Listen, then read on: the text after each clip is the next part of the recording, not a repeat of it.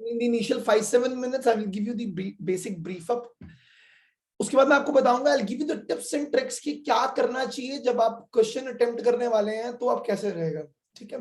So we'll start a lot of stuff and let's begin with it. I'll just share my screen and I'll start expressing it on the board itself ताकि हम लोग अपने comfort से पूछ सके.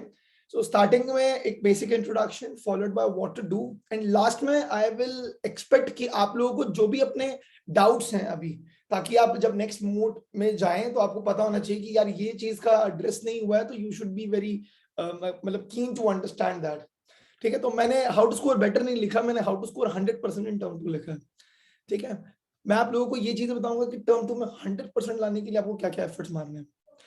तो let me start with this कि पहली बात तो ये है कि the pandemic has taken away our writing practice, the first thing, right? So it is like अब आप जो एग्जाम देने जा रहे हैं वो इंटायर सब्जेक्टिव पेपर है.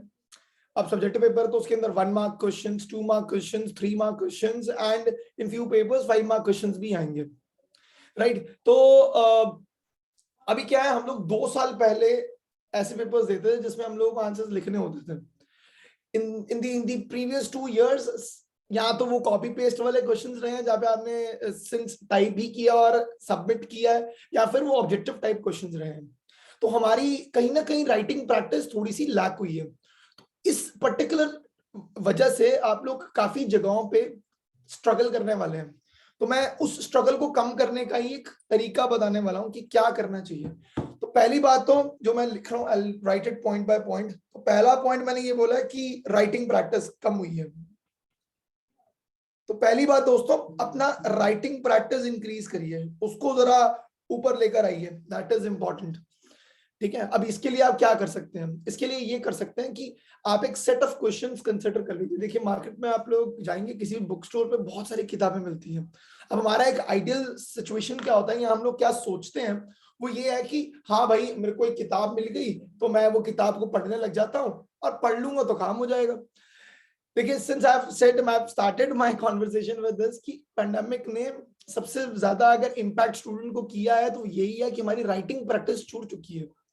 तो आपको राइटिंग प्रैक्टिस इनहैंस करनी पड़ेगी, ठीक है? आपको राइटिंग प्रैक्टिस इनहैंस करनी पड़ेगी. तो राइटिंग प्रैक्टिस इनहैंस करने के लिए यही है कि एक सेट ऑफ क्वेश्चंस, चाहे वो आप लोग के स्कूल के टेस्ट हो, चाहे वो आपकी ट्यूशन के टेस्ट हो, चाहे वो आप लोग खुद किताबों से उठाकर टिक मार के आपके पेरेंट्स ने टेस्ट फॉर्म अप किया हो, इन सब पेपर्स को, या इनफैक्ट आप जो क्वेश्चंस लिख भी रहे हो या समझने की कोशिश कर रहे हो, मान लीजिए कोई चैप्टर आपको समझ में नहीं आ रहा है, तो अगर आपको कोई चैप्टर समझ में नहीं आ रहा तो I will advise this, make short notes of it, make it, do not read it. you pick up a pen, pick up a notebook and उस पूरे चैप्टर को ब्रीफ अप कर करो, एक जगह पे एक्यूमुलेट करो, एक ब्रीफ में लिख के रखो. अगर एक चैप्टर आपकी नोटबुक में लेट्स से 20 पन्नों का है, तो उस 20 पेजेस को 2 पेजेस 3 पेजेस में कैसे कन्वर्ट करना है उसके बारे में सोचो, ठीक है? तो वो आप लोगों को कैसे करना पड़ेगा, आप मेन इंपॉर्टेंट टॉपिक्स, सब टॉपिक्स, उसके अंडर के क्या क्या मेन पॉइंट्स हैं वो सब नोट करिए, बेसिक फॉर्मूलाज कौन से हैं वो नोट करिए. इससे क्या होगा, आपका कंपैरेटिवली राइटिंग का स्पीड और ग्रिप बनना शुरू होगा वापस. बहुत इंपॉर्टेंट है कि आप आज से, अभी से अपनी राइटिंग प्रैक्टिस को बढ़ाइए. जब तक वो नहीं होगा तब तक आप अच्छा स्कोर नहीं कर पाएंगे. I am very sure about it, ठीक है? अच्छा, अब आती है बात कि चलो सर ठीक है, राइटिंग प्रैक्टिस इंक्रीज हो गई, मेरा लिखने का स्पीड बढ़ गया, अब बताओ अब क्या करना है? तो भाई पहले अच्छा पेपर आ गया तो क्या होता है, सबसे पहले पेपर आ जाता तो हालत वैसी टाइट हो जाती है, क्योंकि प्रेशर में हम लोग सिचुएशन में ऐसा समझते हैं कि अब क्या करें, अब क्या करें, है ना? कोई बार क्या होता है, वो एक बहुत कॉमन वर्ड है जो बच्चे यूज करते हैं कि ब्लैकआउट हो गया. तो ब्लैकआउट और कुछ नहीं है, आप लोग नर्वस ज्यादा हो गए हैं. नर्वस हो जाते हैं तो उस कंडीशन में आपके नर्व सेल्स ढंग से काम नहीं करते, हार्मोन ज्यादा हावी हो जाते हैं just to protect your heartbeat and all stuff. तो दिमाग का काम होता है आपकी हार्ट बीट को कंट्रोल करना, मैं आपको एकदम साइंटिफिकली बोल रहा हूं. तो उस समय आपकी ब्रेन में क्या स्टोर्ड है उस इंफॉर्मेशन को एक्सट्रैक्ट नहीं करता. पहले दिमाग की प्रायोरिटी होती है, ब्रेन की प्रायोरिटी होती है to calm down the nerves, ठीक है? तो ताकि ये मशीन चलती रहे हमारी बॉडी की. तो पहली बात तो काम रहना बहुत जरूरी है। तो इसके लिए आई विल ऑलवेज रिकमेंड कि मैं सिर्फ यहाँ पर कैसे पढ़ना है, पढ़ते रहना है, ये सब नहीं बताने आया हूँ। आप अपने चाहिए आखिरी महीना, आई नो 1 महीने बाद आपके बोर्ड एग्जाम्स आएंगे, I know about it, but I still say take some time out to do some physical activity. ठीक है, मेडिटेशन भी बोल सकता हूँ, अगर कोई करते हैं या कर सकते हैं तो जरूर करिए। लेकिन मेडिटेशन बोलते हैं ना लोग, कहते हैं कि अच्छा ये तो योगा सिखाने लग गया, नहीं मैं वो नहीं कर रहा हूँ। आप कर सकते हैं, गुड इनफ। नहीं कर सकते तो मैं आपको ये भी बोलता हूँ थोड़ी ब्रीदिंग एक्सरसाइज करिए, ताकि अपने आपको काम डाउन करना शुरू करिए। Do not open a paper if your nerves are not calm. And मैं ये अपने हर स्टूडेंट को बोलता हूँ, वो कोई भी एग्जाम देने जाए, वो ये बोर्ड एग्जाम देने जाए, वो IIT जेईई का पेपर देने जाए, मेडिकल का पेपर देने जाए, मैं कोई भी बच्चा कोई भी एग्जाम देने जाता हूँ, मैं सबसे पहले बोलता हूँ अगर तुम्हारे को लगता है तुम्हारी हार्ट बीट बहुत ज्यादा ही तेज है, तो बेटर है कि पहले उसको काम करो before opening the paper. 2 minute waste होंगे चलेगा, वो 2 मिनट के चक्कर में 2 घंटे खराब नहीं होने चाहिए। ठीक है, तो calm your nerves and then move ahead. Now moving ahead, paper खोल दिया, अब क्या करना है। ठीक है, तो बहुत सारी चीजें हैं जो मैं यहाँ पे बताने वाला हूँ, मैं पॉइंट बाय पॉइंट लिखता जाऊंगा। राइटिंग प्रैक्टिस के साथ मैं एक और चीज तो भी बाद में इंट्रोड्यूस करता हूँ, but before that I'll say this, follow the sequence. Please बच्चा, एक ना हमारे को गंदी आदत है, मोर ओवर एमसीक्यूज पेपर हो गए थे तो हम लोग क्या करते थे, हम लोग देखते थे कि कौन सा क्वेश्चन मेरे को आता है, ये टॉपिक आता है मेरे को चैप्टर, तो वो चैप्टर जैसी क्वेश्चन दिखता था हम सबसे पहले वो अटेम्प्ट करते थे। फिर अगला, हाँ इसका सी है, ये हाँ इसका डी है, तो हम लोग second question, 9th question, 15th question, वापस फर्स्ट क्वेश्चन, 17th क्वेश्चन, तो हम लोग ऐसे ना शफल करते थे। तो ये हमारी आदत बन चुकी है अब, ये नहीं आता नेक्स्ट, ये नहीं आता नेक्स्ट, ये आता है ये कर देता हूँ, ये नहीं आता, ये नहीं आता, ये आता है ये कर देता हूँ। तो हम ये करना शुरू कर गए थे। अब क्योंकि पेपर सब्जेक्टिव है, प्लीज डोंट डू दैट। ठीक है, कई बार कई टीचर्स ये भी रेकमेंड कर देते हैं कि हाँ बेटा क्वेश्चन नंबर अच्छे से लिखना और फिर लिखते जाओ, नहीं गलत है, आई नेवर एडवाइज दैट। आप एक एग्जामिनर की, बीइंग एन एग्जामिनर मैं आपको बोल सकता हूँ, एक एग्जामिनर की मेंटालिटी को जरा अंडरस्टैंड करिए, साइकोलॉजी को अंडरस्टैंड करिए। आपका अकेले का पेपर नहीं है उसके पास, और ना ही आपको वो जानता है। ठीक है, उसके पास एक लॉट आएगा जो उसको पूरे दिन में चेक करने हैं, उसको हर पेपर के पैसे मिलते हैं चेक करने के। तो उसके दिमाग में होगा कि भाई मैं 200 क्वेश्चन पेपर मेरे को दे दिए हैं, तो मैं आंसर शीट से 200 आंसर शीट चेक करता हूँ और घर जाता हूँ यार, जितना जल्दी हो सकता है। ठीक है, प्लस मोर ओवर 200 पेपर का पैसा भी मिल जाएगा फटाफट। तो अब उस साइकोलॉजी को जरा समझिए। तो अब अगर कभी भी वो एग्जामिनर की साइकोलॉजी जो आपको जानता भी नहीं है, उसके हाथ में आपकी आंसर शीट आई है, अगर आप ये लिखोगे ना फर्स्ट क्वेश्चन ये है, 15th क्वेश्चन ये है, 25th क्वेश्चन मैंने लिख दिया, तो कोई प्रॉब्लम नहीं है, वो क्वेश्चन पेपर देखता रहेगा, शायद उसको क्वेश्चन पेपर याद भी हो जाता है 4 पेपर के बाद। Again by experience I can tell you this, है ना, एक टाइम के बाद हमारे को पूरा पेपर पता होता है कि हाँ 25th क्वेश्चन होता है, इसका ये आंसर होना चाहिए, तो हम लोग को क्वेश्चन पेपर देखने की जरूरत नहीं पड़ती है। ठीक है, लेकिन एक चीज बहुत इंपॉर्टेंट है, देखो the first impression is, again I am saying, the examiner doesn't know you, so the first impression is the neatness of your paper. अब क्या है, क्योंकि आपके पास दोबारा फर्स्ट पॉइंट वापस आ रहा हूं, क्योंकि राइटिंग प्रैक्टिस इतनी खराब हो चुकी है, आपकी हैंडराइटिंग खराब होगी तब दिक्कत आएगी, है ना, तो वो उसके लिए भी राइटिंग प्रैक्टिस जरूरत है। सेकेंडली फॉलो द सीक्वेंस, मैं आपको यही समझा रहा हूं कि पहली बात होनी चाहिए कि आपको एक पर्टिकुलर फ्लो समझना है, या तो क्वेश्चन नंबर 1 से क्वेश्चन नंबर 20 तक जाइए, 30 तक जाइए, या the other way round, question number 30 से लेकर क्वेश्चन नंबर 1 तक जाइए, बस आपके दिमाग में 2 ही सीक्वेंस होने चाहिए, 1 to 30 और 30 to 1, खत्म। अब आपकी मर्जी है, अगर आपको लगता है कि नहीं पहले 1 मार्कर्स कर लेने चाहिए ताकि मेरा कॉन्फिडेंस बूस्ट हो जाएगा, लेकिन ध्यान रखिएगा जनरली 1 मार्कर्स कॉन्सेप्चुअल या 1 वर्ड क्वेश्चंस होते हैं। ठीक है, नीचे वाले क्वेश्चंस जनरली हायर मार्क वाले होते हैं, 4 मार्कर्स, 5 मार्कर्स, 3 मार्कर्स, ये होते हैं, क्योंकि पेपर का स्टाइल चेंज हो चुका है, इसलिए मैं ये नंबर्स 3 और 4 भी इंक्लूड कर रहा हूँ इसके अंदर, तो जनरली 5 मार्क्स ही होते हैं। तो 5 मार्कर्स 4 मार्कर्स होते हैं। तो मैं हमेशा एडवाइस करता हूं कि बेटर है, अगर आपको लगता है कि आपने पहले ज्यादा स्कोर करना है, क्योंकि 5 मार्कर्स 3 मार्कर्स जो या 4 मार्कर्स जो क्वेश्चंस है ना, ये एक स्टैंडर्ड क्वेश्चंस है। आप पुराने प्रीवियस ईयर के क्वेश्चन कितने भी उठा लेंगे, आप बहुत आसानी से इस चीज को अंडरस्टैंड कर सकते हैं। या हाँ, तो आप बहुत आसानी से अंडरस्टैंड कर सकते हैं कि किस किस चैप्टर से कौन से क्वेश्चंस आते हैं। आप एक्चुअल में प्रीवियस ईयर क्वेश्चंस देखेंगे जो चैप्टर्स आपके टर्म 2 में आ रहे हैं, तो आपको जब आप जॉट आउट करेंगे ना, तो आपको सारे जितने चैप्टर्स आ रहे हैं उसमें से चुनिंदा हर चैप्टर में से 2-2 3-3 क्वेश्चन मिलने वाले हैं। I am telling you, maximum 5, बहुत ज्यादा बोल दिए मैंने, मैक्सिमम 5 क्वेश्चन मिलेंगे। तो वो तो आपको पता ही है, इन 5 में से एक क्वेश्चन आएगा, ठीक है। हर चैप्टर में ऐसे 5-5 क्वेश्चन मिलेंगे, तो यार कुल मिलाकर आपको पता ही है कि इसी में से आना है।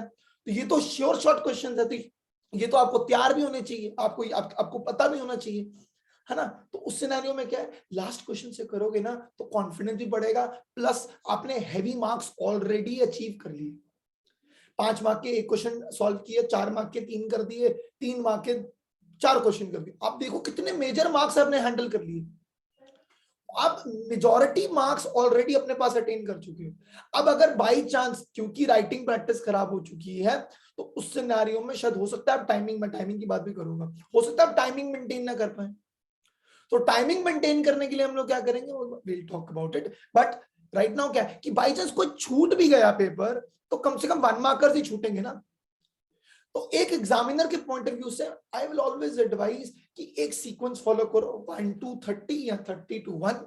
As a student I will always say heavy marks पहले अटेन कर लो, start with last question and go till first question, ताकि अगर कुछ मिस भी हो जाए तो हमें दुख ना हो, है ना। आखिरी में एक 5 मार्क का क्वेश्चन छूट गया तो 40 नंबर का तो पेपर है ना, उसमें से 5 नंबर तो गए, तो आएंगे ही कितने। लेकिन वही अगर पीछे से शुरू कर रहे हो, 2 क्वेश्चन भी छूट गए 1 मार्कर्स, तो गए तो 2 ही मार्क्स ना। तो लॉजिकली सोचा जाए तो एक वैसा आएगा, और एग्जामिनर के पॉइंट ऑफ व्यू से एक सीक्वेंस देख के उसको एक गुड फील आएगी, और गुड फील आएगी तो आपको, आपने छोटी मोटी कहीं गलतियां की भी होगी ना तो इग्नोर करेगा, तो कहेगा अरे यार ले ले कोई बात नहीं, नंबर ही है ना, take it, right. So this is the next thing, follow the sequence, it's your choice. Recommended मैं यहाँ पर लिख देता हूँ, go from higher marks to lower marks, higher to lower जाइए, ठीक है। मैं ये रेकमेंड करता हूं, बाकी आपकी मर्जी है। ओके अब सर ठीक है, लेकिन सर क्वेश्चन ही नहीं आते, हमें क्या लिखना है राइटिंग प्रैक्टिस में, क्या चीज को एम्फेसाइज देना है। अब मैं बहुत इंपॉर्टेंट चीज बताने वाला हूं, तो this is keywords, and this is the reason मैंने बोला राइटिंग प्रैक्टिस में शॉर्ट नोट्स बना लो चैप्टर के। बेटा शॉर्ट नोट्स का मतलब ये नहीं होता है कि इंटायर बुक पढ़नी शुरू की तो हर बुक में हर चीज हमारे को पता है, वही कॉपी पेस्ट करते रहे। No, you don't have to do that, ठीक है। पूरी किताब नहीं छापनी है दोबारा से, उसका कोई पॉइंट नहीं है। आपको ब्रीफ लिखना विच यू अंडरस्टैंड। आपको पता है कि अगर मुझे ये 2 वर्ड पता है ना तो मैं इसके आगे की इंग्लिश बना लूंगा, I can make a statement out of it, right. So उस सिनेरियो में ऑटोमेटिकली आपका एक कॉन्फिडेंस भी बढ़ जाता है। Start making short notes which will actually help you to get keywords, ठीक है ना। अब जैसे मैं एक एग्जांपल देता हूं, सबने यहाँ पे करंट इलेक्ट्रिसिटी पढ़ा है, मैं एक शॉर्ट नोट्स में और कीवर्ड्स का एग्जांपल दे रहा हूं। सबने यहाँ पे करंट इलेक्ट्रिसिटी पढ़ा है, सबने यहाँ पर रेजिस्टेंस जानते हैं, सब ये भी जानते हैं रेजिस्टेंस का एक फॉर्मूला है रो एल बाय ए, जहाँ पे रो क्या है, अच्छा कोई बता सकता है रो क्या है, रो क्या है, come on, chat box use कर सकते हो, अनम्यूट कर सकते हो, what is rho, what is rho, okay rho is resistivity, right. So resistivity में अब इस बात को समझो, अब ये रेजिस्टिविटी किसके ऊपर डिपेंड करती है, रेजिस्टिविटी मटेरियल डिपेंडेंट है। कॉपर की वायर का अलग रेजिस्टेंस होगा, एल्यूमिनियम की वायर का अलग रेजिस्टेंस होगा, तो कहीं ना कहीं मटेरियल डिपेंडेंट है। तो इसका मतलब क्या हुआ, रेजिस्टिविटी फॉर्मूला लिख लिया, रेजिस्टिविटी मटेरियल डिपेंडेंट है, तो कीवर्ड क्या मिल गया, मटेरियल डिपेंडेंट। तो जब आप लिखोगे व्हाट इज रेजिस्टेंस, तो आप रेजिस्टेंस का फॉर्मूला लिखते हो, उसमें लिखते हो रेजिस्टिविटी है, तो रेजिस्टिविटी के लिए अब आपको नहीं पता रेजिस्टिविटी क्या होती है, तो आप सीधा लिख दोगे it is material dependent, this material dependent is keyword. अब आपसे एग्जामिनर सिर्फ वही एक्सपेक्ट कर रहा है कि आपको ये वर्ड पता होना चाहिए, और ये वर्ड आप जब एक बार अच्छे से गो थ्रू करते हैं चैप्टर को, तो उसमें से शॉर्ट नोट्स में अपने आप निचोड़ के निकलते हैं, ठीक है ना। तो आप इनको इकट्ठा करो, उसके बाद आप एक काम करो, रेजिस्टिविटी को लिख दीजिए या मटेरियल डिपेंडेंट को लिखा, अब आपको कीवर्ड मिल गया। अब उसको जैसे आप पूरा आंसर फ्रेम अप कर लेते हो, उसके बाद मटेरियल डिपेंडेंट, पेंसिल उठाओ, स्केल स्कूल में टाइम वेस्ट नहीं करना है, पेंसिल उठाओ और एक स्ट्रेट लाइन मटेरियल डिपेंडेंट के नीचे मार दो, खत्म। जैसे मैंने कीवर्ड के नीचे 2 लाइनें मारी हैं, आप 1 लाइन मार दो, पता लगेगा। अब अभी आप खुद ये चीज एक्सपेरिमेंटली अभी देख सकते हो। अब मुझे बताना, आप आंख बंद करो और एकदम से आंख खोलो और दोबारा से स्क्रीन को देखो, आपको सबसे पहले क्या दिखेगा? एक तो वो क्लाउड के अंदर क्या लिखा हुआ, क्योंकि वो इंपॉर्टेंट टर्म है, टाइटल है मेरा, ठीक है, तो आपको क्लाउड नहीं बनाना because we not allowed to do that, हम फॉर्मल पेपर लिख रहे हैं, ठीक है, तो क्लाउड छोड़ दो। और सबसे पहले अगर कोई चीज पर ध्यान जाता है तो जहां पे अंडरलाइन किया है, मैं आपको बोलूं please go through the entire thing which I have written on board, तो आपको बोर्ड पे दिखेगा सबसे पहले कीवर्ड, क्योंकि कीवर्ड को हाईलाइट किया गया है अंडरलाइन करके। बस एग्जामिनर को भी वही देना है, वो आपकी इंग्लिश पढ़ने नहीं आए हैं, वो कीवर्ड एक्सट्रैक्ट करने आए हैं। जैसे ही उनको वो कीवर्ड एक्सट्रैक्ट हो जाएगा आपके आंसर में से, do you think they will be reading the entire paper? No, they are just expecting you to write those correct keywords in that particular explanation. The moment they see those keywords, they'll give you full marks. So the emphasis should be, आपने अगर आधे page का answer लिखा है, तो उसमें अगर आपने 4 लाइंस को, 4 वर्ड्स को अंडरलाइन किया हुआ है, तो अगर वो 4 वर्ड दिखेंगे तो वो एग्जामिनर पूरा पेपर पढ़ेगा भी नहीं, वो 4 कीवर्ड दिखेगा और कहेगा इस बच्चे को पता है, एंड फुल मार्क देके आगे बढ़ेंगे, ठीक है। तो that's the key to this. तो अगर मैं एक और भी बात बताता हूँ, अगर बाई चांस किसी को एक क्वेश्चन का आंसर नहीं भी आता, आपको पता है वो क्वेश्चन किस चैप्टर का है, और आपको ये भी पता है कहीं ना कहीं सब टॉपिक में ये कीवर्ड बहुत इंपॉर्टेंट था, मतलब do not leave that question, ये तो मत ही करना। 40 मार्क का पेपर है, तो 40 का 40 मार्क का पेपर आप लोग लिख के आएंगे, इररिस्पेक्टिव ऑफ क्वेश्चन आता है क्वेश्चन नहीं आता है, क्वेश्चन नहीं आता है तब भी आपको उस चैप्टर के बेसिक कीवर्ड्स पता है, आपको पता है इसमें यार कुछ वैसे वैसे था, है ना, कहीं कुछ जैसे मान लो इलेक्ट्रोमैग्नेटिज्म में तो कहीं रिंग रूम थी, कोई स्प्लिट है कि स्लिप है मुझे याद नहीं है, तो बेटर क्या है आप एटलीस्ट रिंग तो लिख के आओ, स्प्लिट है या स्लिप है छोड़ो ना, आप कम से कम रिंग लिख के आए हो, तो आपको जहां 0 मिलना था, क्योंकि आप छोड़ने वाले थे वो क्वेश्चन, वो रिंग देख के एग्जामिनर कहेगा चल इसको थोड़ा तो पता है, आधा नंबर दे देते हैं। अगर 1 मार्क का क्वेश्चन तो आधा मिल गया यार, 2 मार्क का क्वेश्चन है मैं कहता हूं फिर आधा मिल गया, आधे की मतलब ही नहीं होती, there is nothing like half marks, जब टोटल करते हैं तो हाफ मार्क 0.51 में कन्वर्ट हो जाता है, आपको 1 नंबर मिल गया यार, 2 नंबर का क्वेश्चन था, 0 मिलना था, 1 मिल गया, और क्या चाहिए, ठीक है। तो do not leave it, give chance to the examiner कि नहीं वो तुम्हें नंबर दे, वो नंबर देने बैठा है यार, ठीक है, उसको इंस्ट्रक्शंस हैं कि फेल नहीं करना बच्चे को, तो वो कोशिश करेगा कि जितना अच्छे से, लेकिन अगर आप उसको मौका ही नहीं दोगे तो फायदा क्या है। और अगर आप अच्छा स्कोर करना चाहते हैं, हम लोग बहुत अच्छा स्कोर कर, हम 100% स्कोर कर, शायद हो सकता है आपको पूरा पेपर आता हो एक्सेप्ट 1 क्वेश्चन, तो उस क्वेश्चन में कुछ लिख के आओ,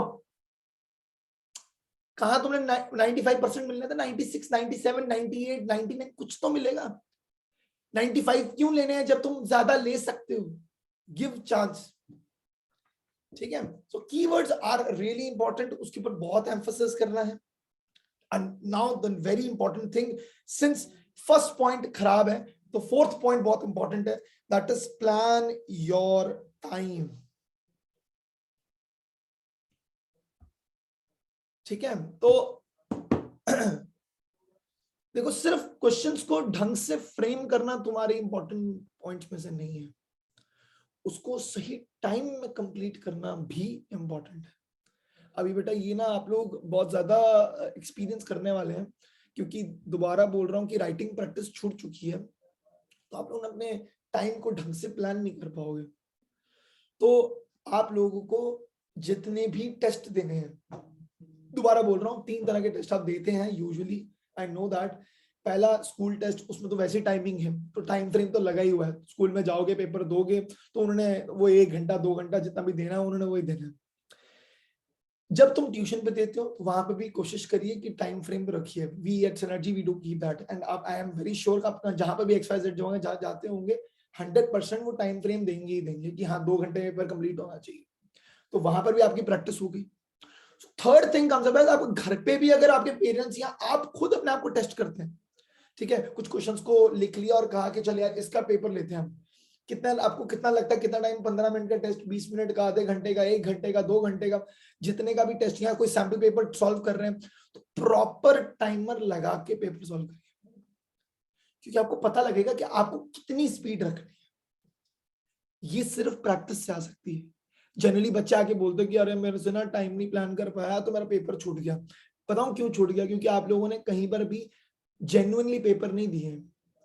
आप घर पे बैठे ऐसे टाइम पास के लिए थोड़ा पेपर लिखा, फिर इधर देख रहे हैं, फिर मम्मी ने बुला लिया, फिर पानी पीने चले गए, है ना, फिर कुछ खाने को बिल ले आए। ये पेपर देना थोड़ा है। पेपर देना, प्रॉपर पेपर दो। Involve the parents, if parents are listening me, involve yourself sir, ma'am, involve yourself into the students one last crucial month. और मैं आपको कोई टाइम इन्वॉल्व करने की नहीं बोल रहा हूं, अगर वो कोई पेपर दे रहा है तो बस आप टाइम फ्रेम चेक करिए, that's it. Students, involve your parents into this, involve your Elder siblings into this. ठीक है, उनको बोलो कि टेस्ट दे रहे हो यार, प्लीज मेरा टाइमर ध्यान में रखना, सामने से जाके बोलो, तभी अपनी प्लानिंग अच्छे कर पाओगे, नहीं तो नहीं कर पाओगे, है ना। क्योंकि राइटिंग प्रैक्टिस खराब हो चुकी तो फिर टाइम प्लान नहीं कर पाते हो। दोबारा बोल रहा हूँ, सिर्फ आंसर करेक्टली फ्रेम करना इंपॉर्टेंट नहीं है, टाइम पे खत्म करना भी इंपॉर्टेंट है। तो पहली बात तो अपनी जिंदगी में थोड़ा डिसिप्लिन लेकर आओ, ठीक है। और डिसिप्लिन का मतलब ये नहीं होता कि चुप रहना है, लाइन में चलना है, ये डिसिप्लिन नहीं है, this is a wrong statement. Discipline का मतलब है आप अपनी जिंदगी को एक पर्टिकुलर टाइम फ्रेम में फिट करो। हम लोग सबसे बड़ी गलती यही करते हैं, सबसे बड़ी गलती क्या करते हैं कि हम लोग कोई भी चीज को, हम अपना टाइम टेबल कैसे बनाते हैं। आई थिंक सब ने आज तक, मैंने भी की है, सब ने बहुत टाइम टेबल बनाए होंगे। एक दिन हमारे अंदर जोश आता है कि मेरे को कल से पढ़ाई करनी है, मेरे को आज से पढ़ाई करनी है, और हम लोग ना बनाते हैं 7 बजे ये करेंगे, 8 बजे ये करेंगे, 9 to 10 ये करना है, 10 to 11 ये करना है, 11 to 11:30 ये करना है। ये सब पूरा दिन बनता है। दिल पे हाथ रख के सच बोलना, अपने आप ही सच बोलना अपने लिए, कितने दिन फॉलो होता है ये? मैं बता रहा हूं, क्योंकि वो आइडियल टाइम टेबल है जो हमारा दिमाग कहता है कि हाँ यार ऐसा दिखना चाहिए ये, है ना। आइडियल टाइम टेबल है, कितने दिन फॉलो होता है? 1 दिन, 2 दिन। बहुत कोई दृढ़ निश्चय वाला आदमी है, वेरी मतलब डिटरमिंड, तो वेरी डिटरमिंड स्टूडेंट, वो मैक्सिमम 1 वीक तक फॉलो कर पाएगा। ये बहुत ज्यादा बोल दिया मैंने, 1 हफ्ता कोई नहीं फॉलो कर पाया आज तक। 1 वीक तक फॉलो कर पाओगे, क्योंकि इसका बेस ही स्ट्रॉन्ग नहीं है, ये बेस ही वीक है। आप जब भी कोई टाइम फ्रेम बनाते हैं, कोई टाइम टेबल बनाते हैं, इसके कुछ पिलर्स होते हैं। एक टाइम टेबल के पिलर्स होते हैं। पिलर्स क्या होते हैं? आप कितने बजे उठ रहे हैं, आप कितने बजे नहाने जा रहे हैं, आप कितने बजे ब्रेकफास्ट करते हैं, आप कितने बजे लंच करते हैं, आप कितने बजे डिनर करते हैं। These 5 आर या इवनिंग टी और इवनिंग स्नैक करते हैं तो 6 कर दो। ये जो आपके रेगुलर स्केड्यूल है, जिसको जिंदगी में कोई चेंज नहीं करता। ब्रश करना भूलते हो क्या पूरे दिन में?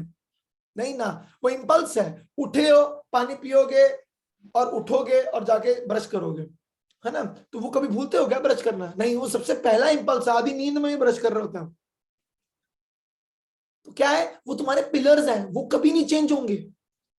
अगर तुमने अपने सोने को, उठने को, तुम्हारे लंच को, डिनर को, नहाने को, इन सबको प्लान कर लिया, तो इनको पिलर्स बना के चलो कि मैं सुबह 7 बजे उठूंगा, या मैं सुबह 6 बजे उठूंगा, ठीक है, या उठूंगी, ठीक है। उसके बाद मेरा पहला इंपल्स आएगा कि भाई मेरे को 6:30 तक I freshen up and I get up properly. 6:30 से लेकर अब मुझे भूख लगेगी तकरीबन 8:30 बजे, लेट्स से, ठीक है। तो 8:30 मेरे को अब ब्रेकफास्ट करना है। तो 6:30 to 8:30 is one time frame, ठीक है। फिर उसके बाद तुम क्या कहोगे? तुम कहोगे 8:30 खाना खा लिया, अब खाना खाने के बाद सीधा तो नहाने जाओगे, तो 1 घंटे का यहाँ पर भी फ्रेम ले लो। तो 8:30 9:30 तुम्हारे पास एक और फ्रेम मिल गया। 9:30 नहाने जाऊंगा, फिर मैं मतलब जो भी है, मतलब यू कैन चेंज इट। 8:30 नहाने चले जाओ, 9:30 ब्रेकफास्ट कर लो, whatever. So I am just saying this, fix it. I know यहाँ पर 2 साल में बहुत सारे स्टूडेंट्स हैं, सच्ची सच्ची ये भी बता देना कितने लोग हैं जो एकदम सेम टाइम पे रोज उठते हैं, सेम टाइम पे नहाने जाते हैं। ऐसा बहुत रेयर होगा। इस 2 साल में हम लोगों का डिसिप्लिन भी खराब हुआ है। तो इन पिलर्स को बनाओ और बीच के टाइम्स को एक्चुअल में यूटिलाइज करो। फिर वो उस जोन को, उस स्लॉट को, do not put 10 to 11 science, 11 to 12 maths, don't put it, you will never ever do it. Slots को यूटिलाइज करो और स्लॉट्स को टाइमिंग दो कि हाँ ये स्लॉट साइंस को है, ये सेकंड स्लॉट में मैथ्स में दूंगा, थर्ड स्लॉट में सोशल स्टडीज को दूंगा, व्हाटएवर। स्लॉट बाय स्लॉट जाओ, तो तुम्हारी पढ़ाई जेन्युइनली अच्छी होगी, ठीक है। So you have to plan your time, because उसके अलावा बेटा पेपर भाई छूटेगा ही छूटेगा। Understand the format first, very important point I'm giving you. Understand the format.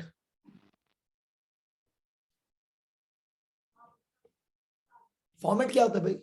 कि 1 मार्क क्वेश्चन है, 2 मार्क क्वेश्चन है, 3 मार्क क्वेश्चन है, 5 मार्क क्वेश्चन है, 5 या 4,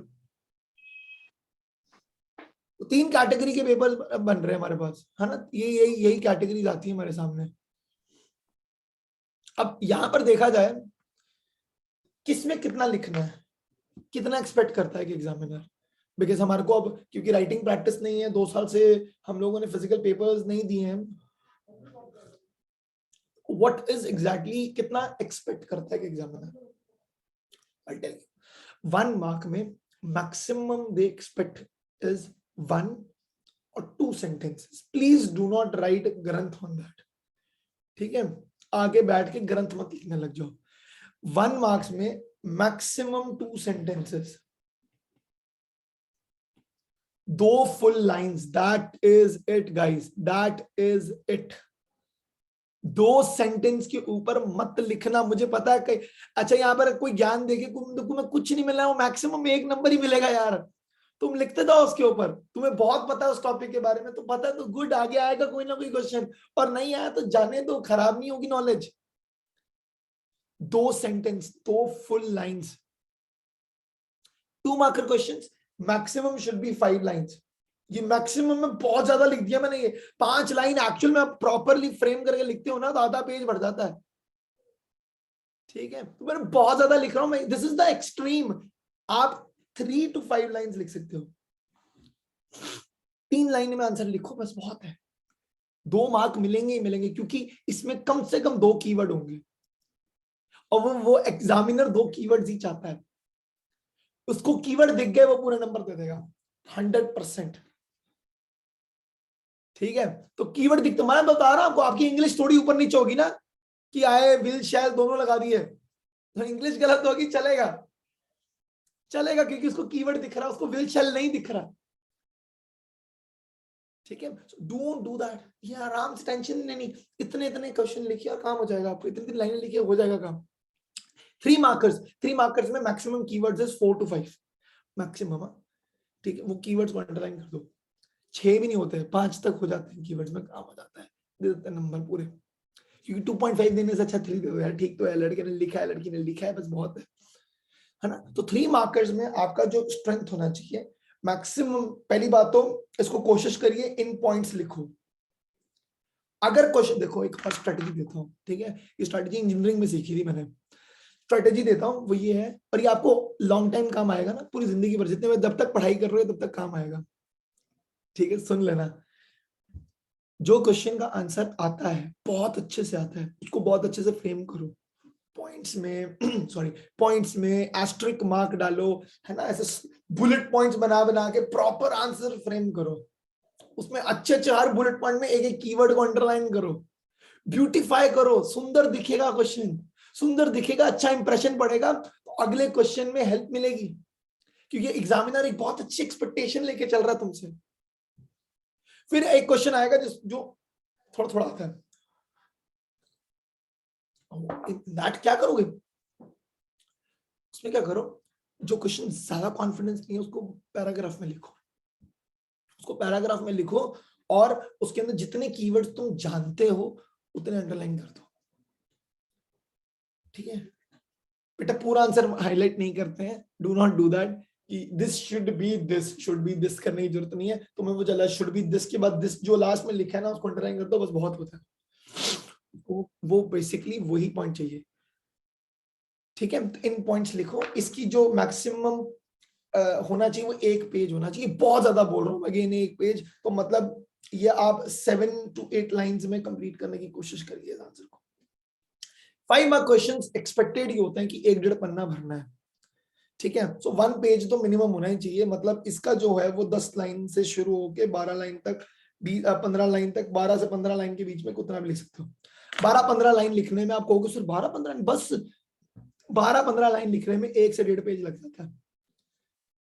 ये 1 लाइन का मतलब ये नहीं कि 1 लाइन लिख दी, आप 1 लाइन के कॉन्टेक्स्ट में आप साथ में 2-3 चीजें एक्स्ट्रा ऐड कर ही देते हो हमेशा, कि ये भी डाल देते हैं, ये भी डाल देते हैं, तो वी स्टार्ट पुटिंग दैट, ठीक है। सो अंडरस्टैंड द फॉर्मेट, और इसको इतने ही सीक्वेंस में अच्छे से लिखिए। हाँ, एक बहुत इंपॉर्टेंट चीज है कि do understand the concept nicely, पहली बात, क्योंकि जितने भी 1 मार्क और 2 मार्क क्वेश्चंस आएंगे ना वो जनरली कॉन्सेप्चुअल क्वेश्चंस होते हैं. Understand the concept nicely. Start imagining now, if some of you wants to get into science in the next year, है ना, अपकमिंग ईयर में आप साइंस लेना चाहते हैं 11th 12th में, जेई या नीट की तैयारी करना चाहते हैं या सिर्फ प्योर साइंस पढ़ना चाहते हैं, बच्चा एक चीज जो आइंस्टाइन बोलता था उस चीज को जरूर अपनी जिंदगी में इनकलकेट कर लीजिए, वो है थॉट एक्सपेरिमेंट्स. जब तक आप इमेजिन नहीं करोगे ना कि how this thing is working, तब तक आप नहीं समझ पाएंगे. एंड ये क्या आजकल हमारे पास इतनी टेक्नोलॉजी आ गई है, तो हम लोग कहते हैं कि नहीं नहीं हम तो देख सकते हैं ना यूट्यूब पे जाके, गूगल पे जाके, या जितनी भी टेक कंपनीज है उनमें उनके वीडियोस देख देख के हम लोग we can understand, we can actually see those things. I will still advise you, you can see that you are doing a shortcut thing. Thought experiment सच्ची कोई चीज नहीं है, क्योंकि वो तुम्हारा स्किल लेवल, तुम्हारी खुद की एक हाउ एंड वाई वाला फैक्टर जब अपनी जिंदगी में लेकर आओगे ना, तो तुम्हें खुद समझ में आएगा कि ये क्यों हो रहा है और ये कैसे हो रहा है, और अगर ये ऐसे होगा तो क्या चीज हो जाएगी. तो जब तक ये आप चीज अपने दिमाग में फ्रेम अप नहीं करते हैं तब तक समझ नहीं पाओगे. तो it's always recommended, highly recommended कि थोड़ा कॉन्सेप्ट को थॉट एक्सपेरिमेंट में लेकर आओ, कॉन्सेप्ट को थॉरोली समझो. ठीक है, अंडरस्टैंड कॉन्सेप्ट थॉरोली. एंड अगर नहीं आता है तो अपने टीचर से पूछो प्लीज. ठीक है, अपने टीचर से पूछो, आस्क डाउट्स. डाउट पूछने से छोटे नहीं हो जाओगे. ठीक है, और डाउट पूछने से तुम स्टूपिड भी नहीं हो जाओगे, तुम डम नहीं हो. अगर डम क्वेश्चन भी है ना तो तुम डम नहीं हो. हाँ, तुम डम क्वेश्चन नहीं पूछ रहे हो तो तुम तब तुम डम हो. ठीक है, अपने क्वेश्चन पूछो, आस्क डाउट्स. डाउट तब तक नहीं पूछोगे तब तक कॉन्सेप्ट कैसे समझोगे. तो understand concept thoroughly and please do ask doubts. अगर मेरे साथ एक ही सेशन में कंफर्टेबल हो गया तो भाई मेरे से पूछ लो यार, लेकिन पूछो. पूछो, जब तक नहीं पूछोगे तब तक कुछ नहीं मिलने वाला दोस्तों. ठीक है, तो विजुलाइज करना शुरू करो तब आएगा. One more thing very important, कम से कम मिनिमम 3 फुल टेस्ट हर सब्जेक्ट के प्रैक्टिस करने हैं. Minimum 3 full test before you actually enter into the board hall. Examination hall में एंटर करने से पहले 3 पूरे पेपर देने हैं दोस्तों. उसके बिना बहुत गलत हो जाएगा. 3 फुल टेस्ट देने हैं, प्रैक्टिस करनी ही करनी है बाय ऑल मींस. ठीक है, और ये विद टाइम कंडीशन सब कुछ रहेगा. ठीक है, तो ये बहुत इंपॉर्टेंट है. हाँ, एक चीज और बताता हूँ, एक बहुत इंपॉर्टेंट फंडा आता है. जब भी जितने भी न्यूमेरिकल सॉल्व करते हैं ना, मैं I always advise my students कि आप उसमें given, formula to be used, solution, ये चीजें लिखा करो. क्या इंपॉर्टेंस है गिवन लिखने की न्यूमेरिकल प्रॉब्लम्स में. एक जनरल फ्लो समझाता हूँ. जनरली आप लोग क्या करते हैं, सभी करते हैं, मैं भी करता था, अभी भी करता हूँ. हम ना फटाफट क्वेश्चन देखेंगे और क्वेश्चन पढ़ेंगे. अच्छा ये दिया हुआ, ये दिया हुआ, ये दिया हुआ और ये पूछ रहा है. ठीक है, मैं कर सकता हूँ या मैं कर सकती हूँ. आप क्या करोगे उसके बाद, आप क्या करोगे, अब आप पेन उठाओगे. आपने एक बार रीड कर लिया, अब आप पेन उठाओगे और पेन उठा के बोलोगे अच्छा इसमें क्या दिया हुआ है, ये लो, तो अभी ये क्या दिया हुआ है यहाँ पे लिख लेते. बस आपने गलती कर दी. आपने टाइम वेस्ट क्यों किया.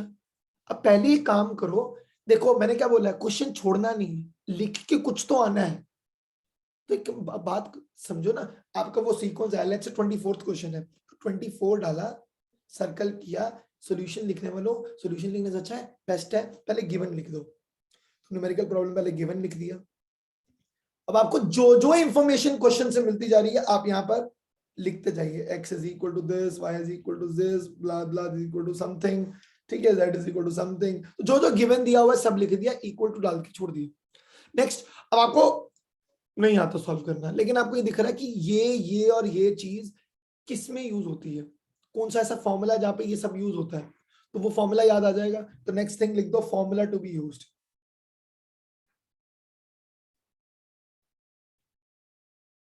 लिख दिया। अब नहीं आता है तो एक काम करो, सॉल्यूशन में ये सारी वैल्यूज इस फॉर्मूला में डाल के छोड़ दो, बस छोड़ दो, छोड़ दो और आगे बढ़ जाओ। नहीं आ रहा, मैं वो वाले क्वेश्चन में केस में बोल रहा हूँ जहां मेरे को कुछ नहीं आता, ये आता ही नहीं क्वेश्चन, ये मैं कर ही नहीं सकता, इतना करके छोड़ दो। जहां जीरो मिलना था क्योंकि तुम छोड़ने वाले थे, कम से कम मिनिमम 1 नंबर मिलेगा, मिनिमम बोल रहा हूं। और एज एन एक्सपीरियंस्ड एग्जामिनर बोल रहा हूं, 1 नंबर दूंगा मैं सिर्फ इतना लिखने का, तो 1 इज बेटर देन 0। प्लस तुम्हारी आंसर शीट खाली नहीं दिखेगी कहीं पर, तुमने कुछ तो लिखा है, ठीक है, बहुत इंपॉर्टेंट चीज है ये। Okay, and yes, ask your doubts. मैं दोबारा बार बार एक चीज जरूर बोलूंगा, ये मैंने बहुत फ्रेम अप करके बहुत बड़ा बड़ा लिखा है, do ask doubts if you are getting into JEE NEET का प्रिपरेशन। मैं आपको वही बोल देता हूँ, if you are coming to me and in the upcoming years and आप मुझे हमसे हमारे पास give me the chance to teach you, तो मैं आपको, या तब भी मैं, मेरी क्लास का सबसे पहला लाइन ये होता है, ये नहीं पूछोगे कुछ नहीं होने वाला, ठीक है। और दूसरी बात, अगर कोई बंदा साइंस लेने जाता है तो मैं उसको भी यही बोलता हूँ, और ये अभी की लाइन अभी के लिए भी इंपॉर्टेंट है, आपके फाइनल टर्म 2 के लिए, स्टॉप ड्रीमिंग कि ये होगा, इतने नंबर मिलेंगे, मेरे बोर्ड्स में 90% नंबर आएंगे, 95% नंबर आएंगे। बेटा मेहनत के बिना कुछ नहीं मिलने वाला। Stop dreaming and start aiming. तो अगर आप इन्हें अभी तक आप लोगों ने अपने लिए नेक्स्ट ईयर क्या करना है वो नहीं सोचा है, आप लोग बोर्ड कैसे स्ट्रेटेजाइज करने वाले हो, ये स्ट्रेटेजीज आपने अभी तक नहीं सोची थी, तो आप, लेकिन it's a good thing, it's a good sign that you all have come up. जितने बच्चे यहाँ पर एटलीस्ट आए हैं, that means they are serious about it, they want to understand कि कुछ गलती कर रहे हैं, let us come up and get the information कि क्या गलत कर रहे हैं, ठीक है। तो एक लाइन भाई मेरी ये कोटेड लाइन है, और मैं हमेशा ये बोलता हूं, stop dreaming and start aiming. जब तक जिंदगी में कोई लक्ष्य बना के नहीं चलोगे तब तक कुछ नहीं मिलने वाला दोस्तों। तो ड्रीम मत करो कि ये होगा और वो होगा और इतने नंबर आएंगे तो साइंस लूंगी, मैं उस फलाना स्कूल में जाऊंगी या उस फलाना कॉलेज में जाऊंगी, नहीं, don't do that, act on it. If you don't act on it, well, don't worry, destiny and the nature is very beautiful, they'll come back to you and in a wrong way, क्योंकि तुमने मेहनत नहीं की है, तो उसका साथ देगी ये दोनों चीजें जिसने मेहनत की है। तो ख्वाब देख के कुछ नहीं होगा, एक्ट करके होगा, तो स्टार्ट एक्टिंग नाउ। बोल रहा हूँ शॉर्ट नोट्स बनाने, तो शॉर्ट नोट्स बनाने आज से शुरू करो, संडे है दोस्तों, ठीक है, दोपहर का टाइम रख लो एक साइड और स्टार्ट कर दो, start doing it right now, आज से शुरू करो, तब होगा, ठीक है। तो ड्रीम मत करो, एम करो, अच्छा होगा। I am open to doubts now, जिसको अगर किसी को कोई डाउट पूछने हैं तो you are open to write it in the chat box, आप वहां पे डाल सकते हैं, कमेंट बॉक्स में डाल दीजिए, I will surely address it. Plus अगर आप अनम्यूट करके मुझसे पूछना चाहते हैं तो you are again open to do that, right, कि सर ये प्रॉब्लम फेस कर रहे हैं, कैसे कैसे सॉल्व होंगी, ठीक है, तो ये पूछिए आप, and I will surely help you out and I will try to help you out. And rest is की यहाँ आपको इसमें से कोई पॉइंट नहीं समझ में आया, you may ask that too. चीजें समझनी शुरू करिए, है ना। मेरे को कई बार, इनफैक्ट कई बार till the time you are putting it on the chat box, I am just waiting, otherwise you can directly unmute yourself, कोई प्रॉब्लम नहीं है। मेरे को कई बार बच्चे बोलते हैं कि खास करके जब 10 to 11 मूविंग होता है ना, तो दे डू आस्क मी कि सर ये जेई नीट करने से मिलता क्या है ना, मेरे को कुछ समझ नहीं आता कि ठीक है साइंस में इंटरेस्ट है सर, साइंस लेना है, पर जेई नीट देने से क्या होगा। जेई नीट देने से ना आप अपनी लाइफ के अंदर एक बहुत स्ट्रॉन्ग फाइटिंग स्पिरिट ला रहे हैं, छोटा मोटा पेपर नहीं है ये, अच्छा सॉलिड पेपर है, इंडिया के रिनोन्ड पेपर्स में, वर्ल्ड वाइड रिनोन्ड पेपर में से एक है। हालत टाइट हो जाती है एमआईटी जैसे इंस्टीट्यूट में पढ़ने वाले स्टूडेंट्स की भी, it's a good solid paper, तो क्या फायदा है इसको देने का सर। जब बेटा ऐसी फाइटिंग वाली चीजें करते हो ना अपनी लाइफ में, तो कॉन्फिडेंस इंक्रीज होता है, डिक्रीज भी होता है, लेकिन इंक्रीज ज्यादा होता है। तुम सीखते हो कि फाइट कैसे करना है, तुम गिरते हो, उठते हो, सीखते हो। ये फायदा है जेईई नीट देने का। और अगर बाई चांस भगवान ना करे, ठीक है, और सक्सेस होने की रेट बहुत ज्यादा है, अगर ये लाइन अपनी जो सामने मैंने इतना बड़ा बड़ा लिख के रखा हुआ है ना, अपनी जिंदगी में ये रखोगे ना, कभी नहीं गिरोगे। एम करते जाओ, आगे बढ़ते जाओ। और अगर भगवान ना करे, नहीं भी हुआ, तुम कोई हारे गहरे पेपर में फेल नहीं हुए हो, एक ऑल इंडिया लेवल के इंटेलेक्चुअल लेवल पेपर के ऊपर तुम फेल हुए, और उसमें तुम फेल तो नहीं होते हो, ऐसा नहीं बोलते कि यू आर लूजर, ऐसा तो नहीं कोई बोलता। तुमने इतनी सारी चीजें सीखी हैं उस दौरान, इस पूरी 2 साल की जर्नी के दौरान, विच इज इररिप्लेसेबल। ये तुम्हारे को तुम्हारी इंटायर जिंदगी में एक अलग लेवल पे ले जाएगा। मैं ये नहीं बोलता हूँ कि बाकी की फील्ड्स खराब है, no I don't do that and I don't say it. I just say there is some benefit of having science in your background. Being an engineer, I can tell you this. आपको दुनिया देखने का नजरिया एक अलग दिखता है, और ये सच्चाई है, ये फीलिंग कोई नहीं बता सकता। जब आप खुद बनेंगे तो आप बता सकते हैं। I'm open to doubts. If anyone is having, please ask.